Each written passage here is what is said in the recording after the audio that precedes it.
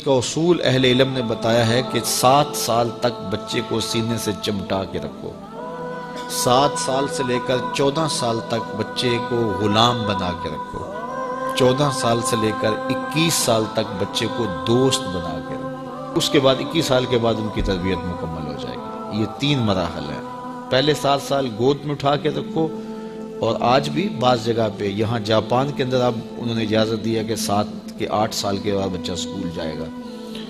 پہلے 10 سال تک غالباً ان کا تھا، 10 سال تک وہ اسکول نہیں جانے دیتے تھے بچے کو، کہ ماں ہی تربیت کرے۔ سب سے بہتر تربیت کی درس گاہ، آماج گاہ یہی ہے ماں کی آغوش۔ تو یہ جو 3 ساڑھے 3 سال کے بچوں کو ہم ماں اپنے سے دور کرنے کی کوشش کرتی ہے، نہیں، 7 سال بچے کو سینے سے چمٹا کے رکھے اور زیادہ وقت ماں دے، اور عمل سے سیکھتا ہے۔ اس لیے جب کوئی ماں باپ بن جائے تو اپنی عادتیں پرانی چھوڑ دیں اور اچھی عادتیں اختیار کرے، تاکہ وہ عادتیں اولاد کے اندر منتقل ہوں۔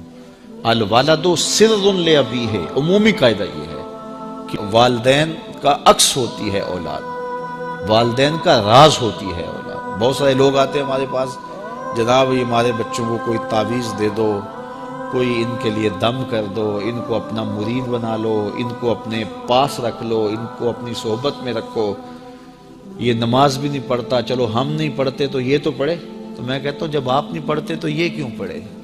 یہ کیسے؟ یہ اصول یہ ہے کہ آپ کریں گے تو یہ کرے گا، لیکن آپ کہتے ہیں کہ ہم نہیں کرتے یہ تو کرے۔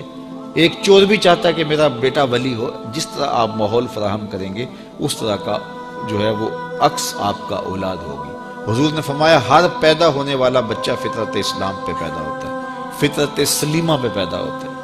اب اس کے ماں باپ اس کو عیسائی بناتے ہیں، اس کے ماں باپ اس کو یہودی بناتے ہیں، اس کے ماں باپ اس کو مجوسی بناتے ہیں۔ تو یہ عمومی طور پہ ماحول اس کو فراہم کرتا ہے، لیکن فطرتاً اگر اس کو کوئی سبق ماں باپ کی طرف سے نہ ہو تو وہ فطرتاً اسلام پہ ہو، کیونکہ فطرت سلیمہ یہ ہر شے کی اصل ہے۔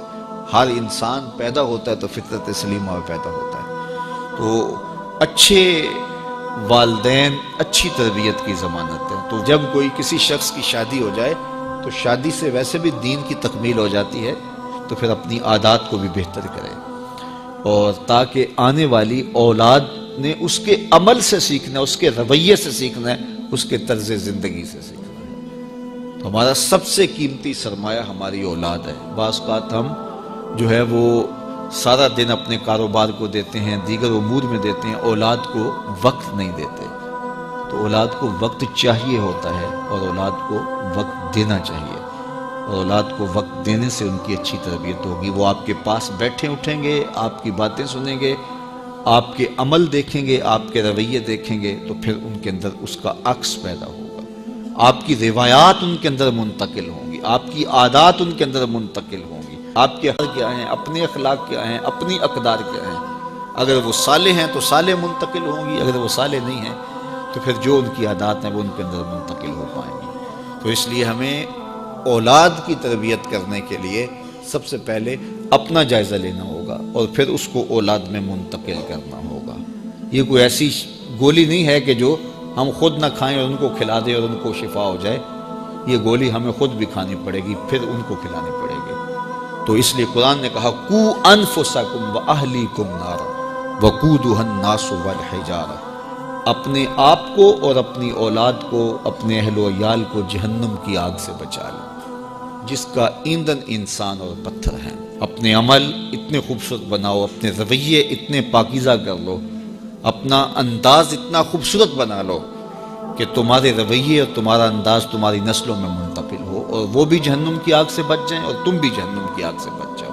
لیکن اگر تمہارے رویے خوبصورت نہ ہوئے، عمل خوبصورت نہ ہوا۔ اولاد کی تربیت میں سب سے اہم چیز کیا ہے؟ ہم سمجھتے ہیں کہ تربیت میں ہماری گفتگو اثر انداز ہوگی، ہم دلائل کے انبار لگا دیں گے اور اولاد کو قائل کر لیں گے۔ اولاد قائل کرنے سے نہیں سیکھتی، اولاد آپ کے عمل سے سیکھتی ہے۔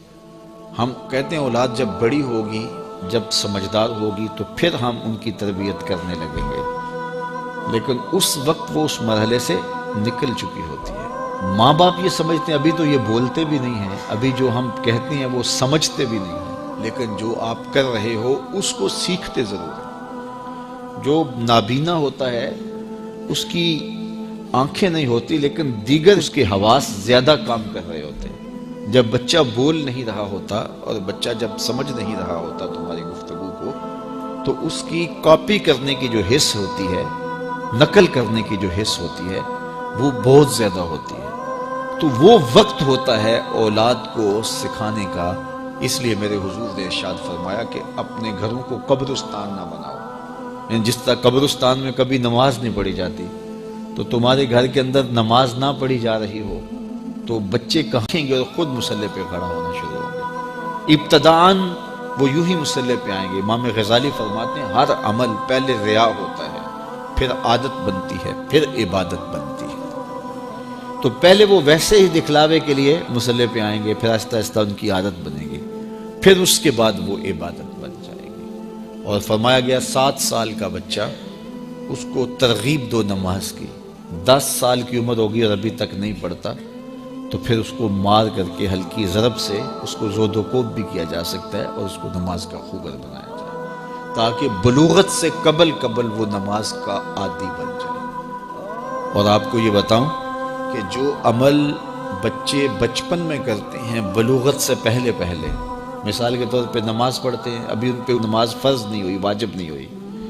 اس طرح چھوٹے بچے روزہ رکھ لیتے ہیں، 8 سال کے، 7 سال کے، 6 سال کے بچے روزہ رکھ رہے ہوتے ہیں۔ پھول جیسے بچے دوپہر کو کملا جاتے ہیں تو مائیں پریشان ہو جاتی ہیں، تو وہ انہیں بعض وقت خلوت میں لے جا کے کہتی ہیں کہ یہ دودھ پی لو، یہ چیز لے لو، کوئی دیکھ نہیں رہا۔ تو وہ بچے مانتے نہیں کہ نہیں، ہمارا اللہ دیکھ رہا ہے، ہم نے روزہ نبھانا ہے۔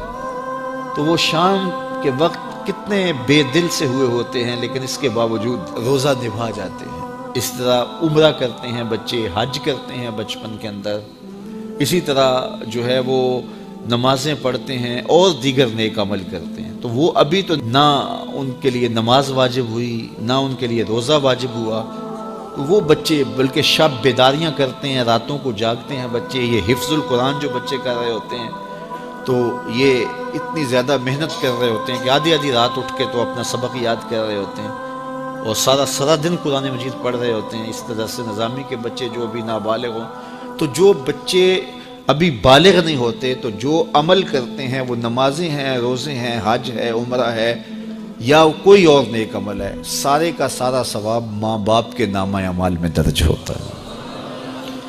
اب مجھے بتاؤ، چھوٹا بچہ جب روزہ رکھتا ہے اور کمزوری کے باوجود وہ شام تک روزہ لے جاتا ہے، اور پھر اس وقت جب روزہ افطار کرتا ہے سارے دن کی بھوک اور پیاس کاٹ کے، تو مجھے بتاؤ کہ ان کا رب کتنا خوش ہوتا ہوگا۔ اور کیونکہ نہ تو اس کے اندر کوئی تصنع ہے اور نہ کوئی اور بات، ان کا عمل ہی عمل ہے، اس میں خلوص ہی خلوص ہے، تو پھر وہ ماں باپ کے نامہ اعمال کے اندر وہ نیکیاں درج ہوتی ہیں۔ تو اولاد کو بچپن کے اندر آپ جو تربیت دیتے ہیں، تو وہ جو عمل کرتے ہیں، ایک تو ماں باپ کے کھاتے میں اس کا عمل، اور دوسرا بالغ ہونے سے قبل ان کی عادت پختہ ہو گئی، تو والدین کی ذمہ داری ہے کہ ان کو جو ہے وہ صالح تربیت